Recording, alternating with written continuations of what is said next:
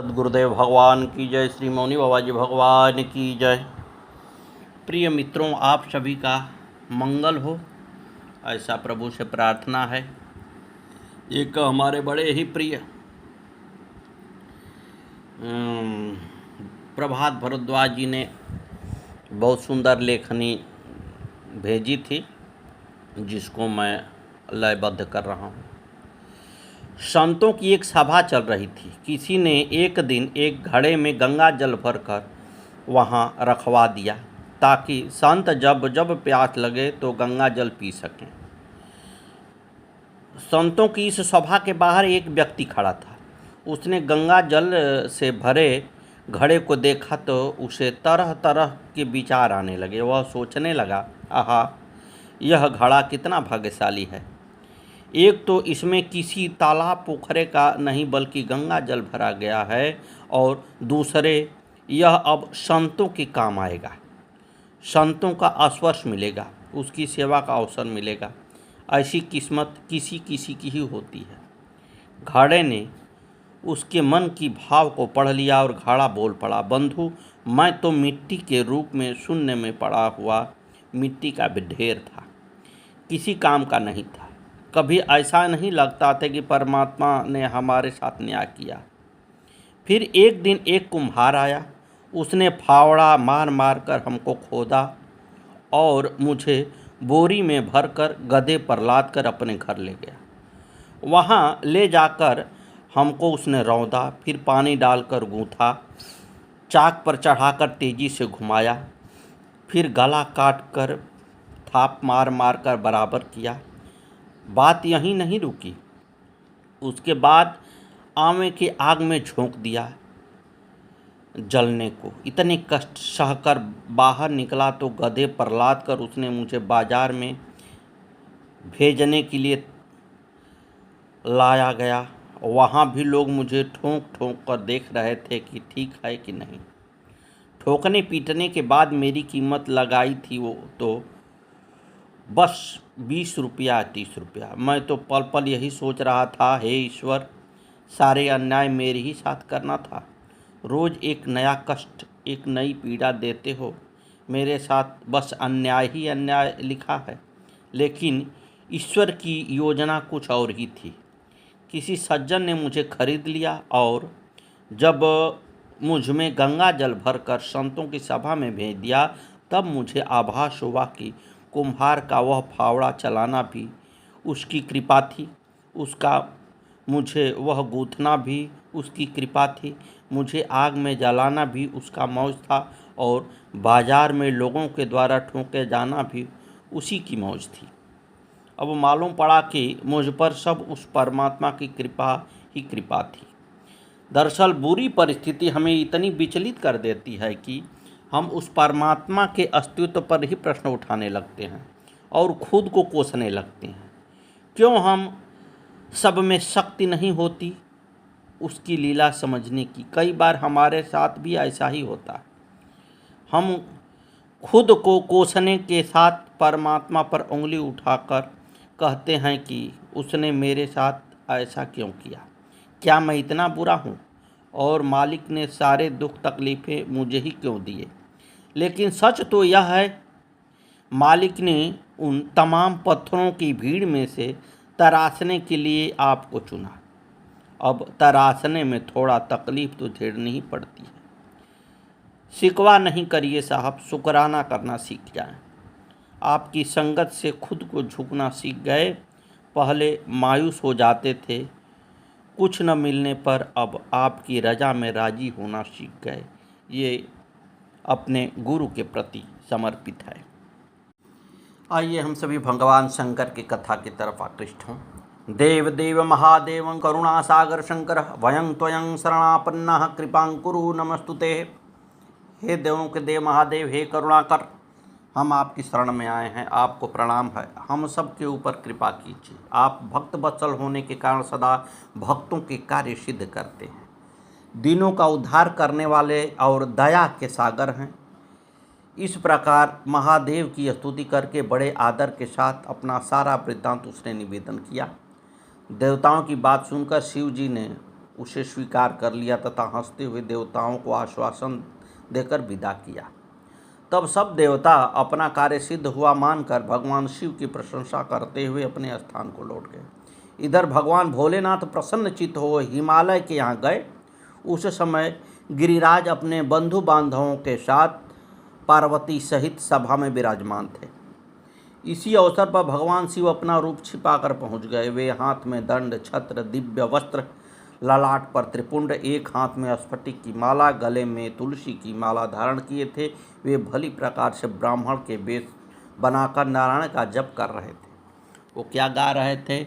श्रीमन्नारायण नारायण हरि हरि, श्रीमन्नारायण नारायण हरि हरि, तन मन में बसे मेरे हरि हरि, भक्तों के प्यारे हरि हरि, श्रीमन्नारायण नारायण हरि हरि, तन मन में बसे वो हरि हरि, भक्तों के प्यारे हरि हरि, आधार हमारे हरि हरि, श्रीमन्नारायण नारायण हरि हरि, तेरी छवि है सुंदर न्यारी, तेरी मूरत मंगलकारी, शरण में अपनी ले लो ओ हरि हरि, श्रीमन्नारायण नारायण हरि हरि, तन मन में बसे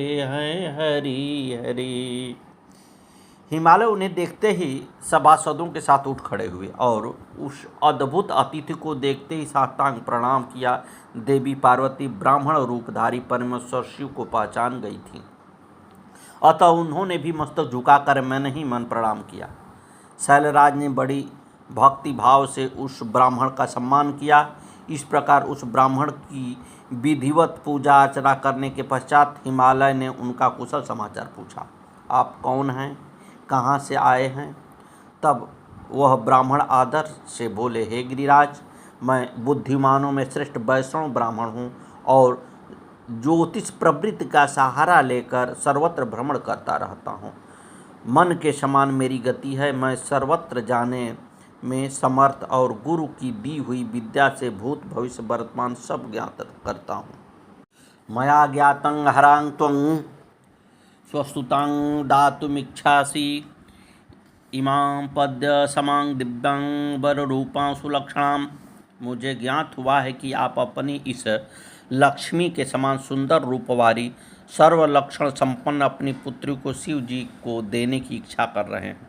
भला तुम स्वयं विचार करो, वे शिव मरघट में वास करते हैं, शरीर में सांप लपेटे, गुणहीन नग्न मलिन शरीर वाले, जिनके कुल का भी पता नहीं, जिनका अमंगल भेष है, सारे शरीर में भस्म रमाए रहते हैं।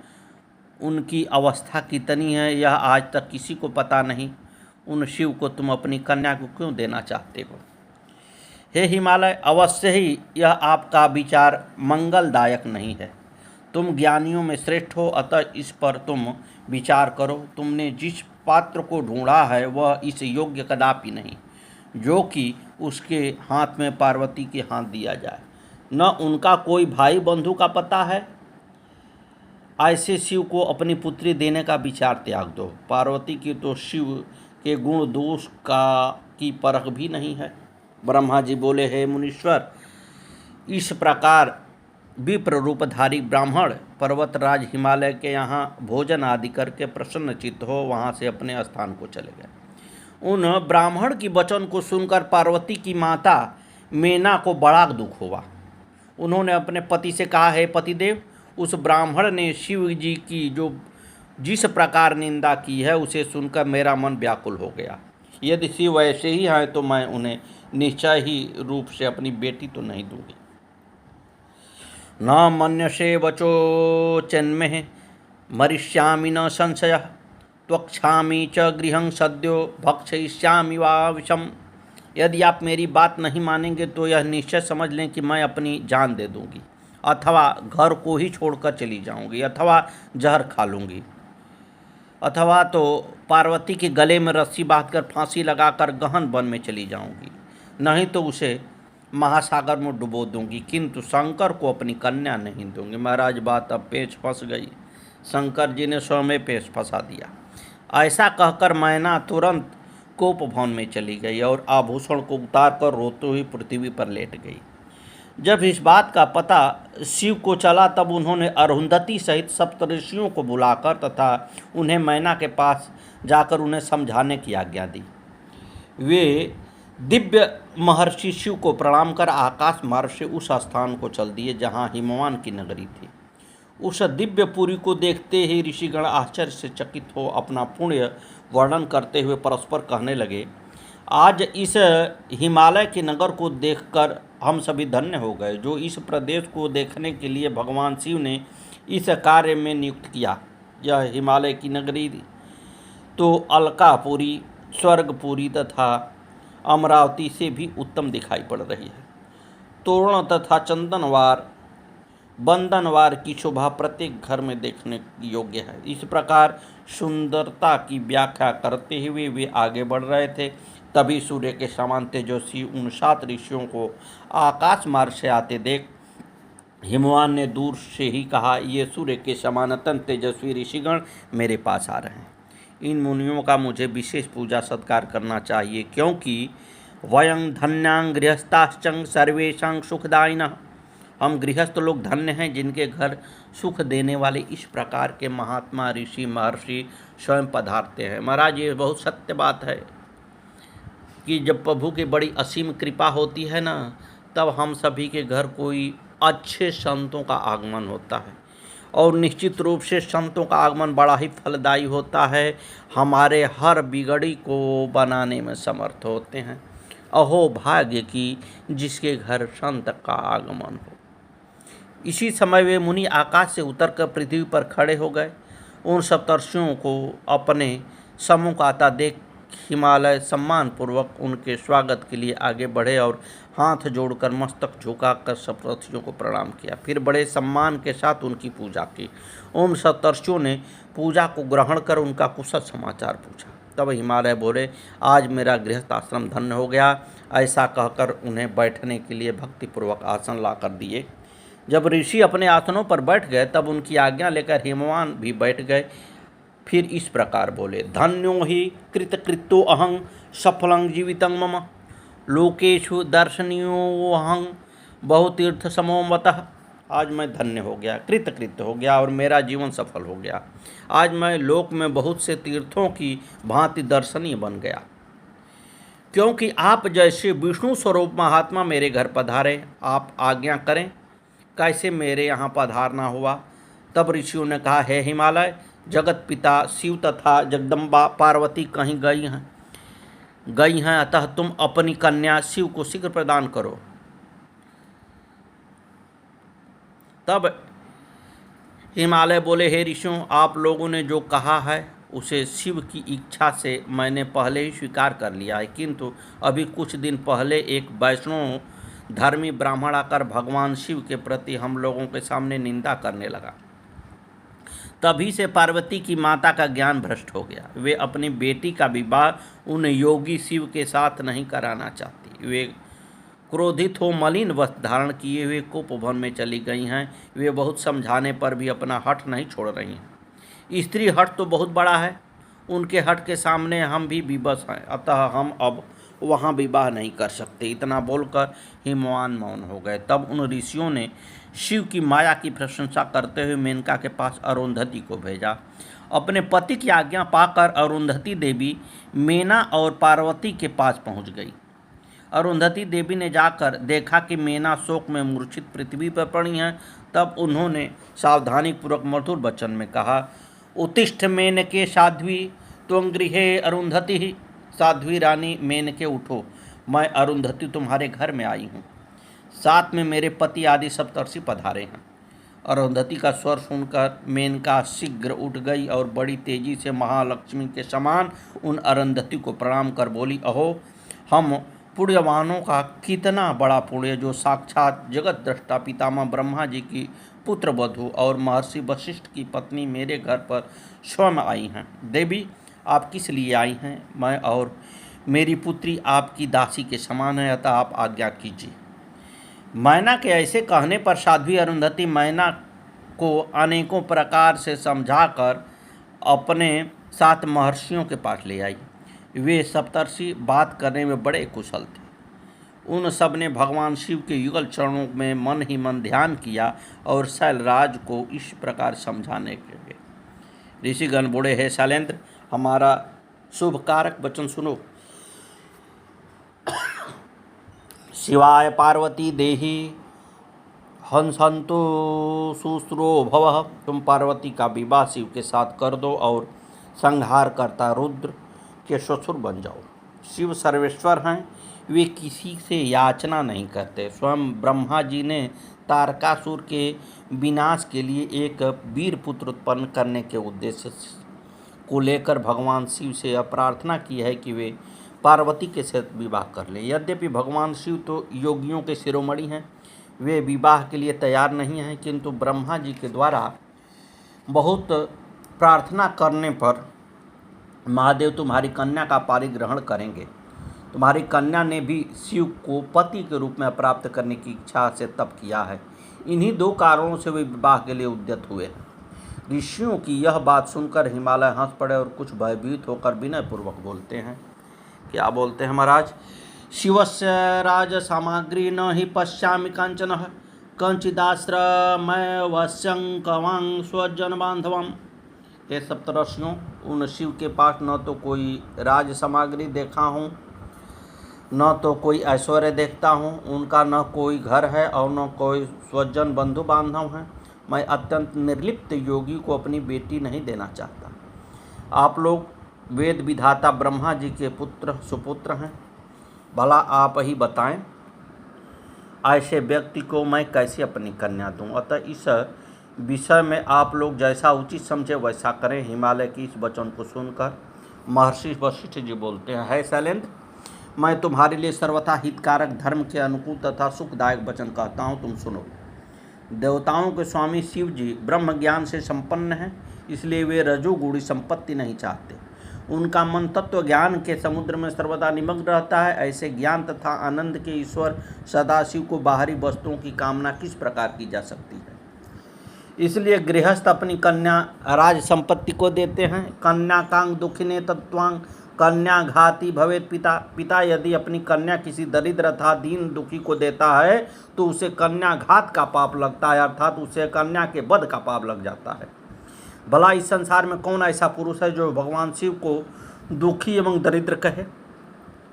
धनाधिपति कुबेर जिनके किंकर हैं, जो अपनी भूभंग की लीला मात्र से संसार की सृष्टि और संहार करने में समर्थ हैं, जिन्हें गुणातीत परमात्मा और प्रकृति से परे परमेश्वर कहा गया है, जिनकी सृष्टिकर्ता करने के लिए तीन मूर्ति ब्रह्मा विष्णु महेश के रूप में जगत की उत्पत्ति पालन और संहार करती है। यह सारी प्रकृति भी उन शिव से ही उत्पन्न हुआ। देवी शिवा कालांतर में दक्ष पत्नी के उदर से जन्म ले सती नाम से जगत में विख्यात हुई। दक्ष ने उस जन्म में उन्हें शंकर को दे दिया था, किंतु उस जन्म में पिता द्वारा शिव की निंदा सुनकर अपना शरीर देवी ने योग मार्ग द्वारा त्याग दिया। वही अब इस समय तुम्हारे द्वारा मेनका के गर्भ में उत्पन्न हुई हैं। हे हिमालय, इस प्रकार वे शिवा प्रत्येक जन्म में शिव की पत्नी हैं। प्रत्येक कल्प में बुद्धि रूपा दुर्गा ज्ञानियों की श्रेष्ठ माता होती हैं। सत्या स्थिति चिता भस्म भक्त्यांग धत्ते हर वयम। स्वयं भगवान शिव चिता भस्म के रूप में सती के अस्थि चूर्ण को ही स्वयं प्रेम पूर्वक अपने अंगों में धारण करते हैं। देखिए विशेष बात है। अतः है गिरिराज, तुम स्वेच्छा से ही अपनी मंगलमयी कन्या पार्वती को भगवान शिव के हाथ में दे दो। तुम्हें यदि नहीं दोगे तो स्वयं अपने पति परमेश्वर के पास चली जाएंगी। और सुनो, शिव ही ब्राह्मण का रूप धारण कर पार्वती के पास गए थे और उन्हें वर देकर लौट आए। पार्वती की प्रार्थना पर ही शिव तुम्हारे घर आए थे और शिवा को मांगा था और तुम दोनों ने पार्वती को देने के लिए स्वीकार कर लिया था। अब तुम ही बताओ किस कारण से तुम्हारी बुद्धि विपरीत हो गई। देवताओं की प्रार्थना पर ही भगवान शिव ने हम सबको तुम्हारे पास भेजा है। इसलिए हम तुम्हें यही शिक्षा देते हैं कि तुम पार्वती को शिव के हाथ में दे दो। ऐसा करने पर तुम्हें महान आनंद प्राप्त होगा। भला तुम स्वयं विचार करो कि भगवान शंकर ने तपस्या में लगी हुई पार्वती को ऐसा ही वर दिया है। महेश्वर का ऐसा दिया हुआ वर क्या कभी झूठा हो सकता है? ईश्वर की प्रतिज्ञा कभी निष्फल नहीं होती। अब जब अकेले महेंद्र ने प्रतिज्ञा कर लीला से ही संपूर्ण पर्वतों के पंख काट डाले और पार्वती ने अकेले ही मेरु का शिखर ढहा दिया, तो उन सर्वेश्वर शिव की प्रतिज्ञा कैसे निष्फल हो सकती है? हमारा विचार यह है कि तुम एक अपनी पुत्री पार्वती के कारण संपूर्ण संपत्ति नष्ट मत करो। यह शास्त्र का मत नहीं है। शास्त्र का मत है कि तुम अपने पुत्री पार्वती को भगवान शंकर के हाथों में सौंप दो और अपने कुल का रक्षा करो। सद्गुरुदेव भगवान की जय। बहुत ही आनंदमय भगवान शंकर के लीला का वर्णन, जो हमारे निश्चित रूप से आराध्य हैं,